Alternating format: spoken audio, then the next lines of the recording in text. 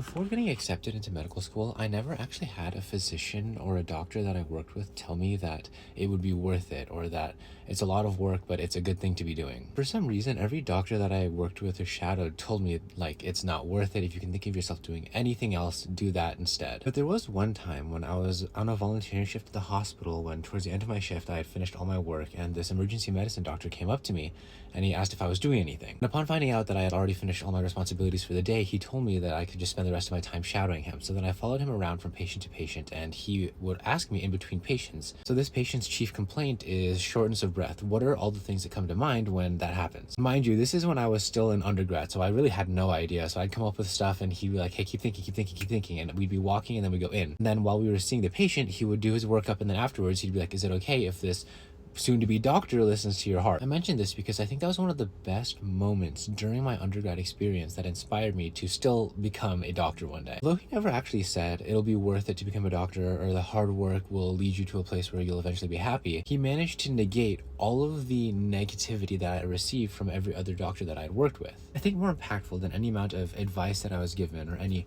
insight into what it's like to be a doctor that a lot of the other physicians that I worked with or shadowed would give me was he actually let me kind of try as much as he could to see from his perspective what my life would actually be like should I one day choose to do this. And having that tiniest bit of experience of trying to actually be in the shoes of the career that I wanted to do one day was better for me and taught me more about how it would feel, the way that I'd be thinking, and the way that I'd be interacting with others. Even though I was really discouraged by the fact that I never had anybody that was like telling me, yeah, become a doctor because it'll be worth it one day, at least within the doctor field until I was into medical school already, it left a really strong impression on me, and it kind of inspires me to this day to, in any case where I can act as a bit of a mentor or give advice to somebody, to give a little bit of perspective and insight into what it's actually like, as opposed to just telling them general advice that they can't really contextualize quite yet.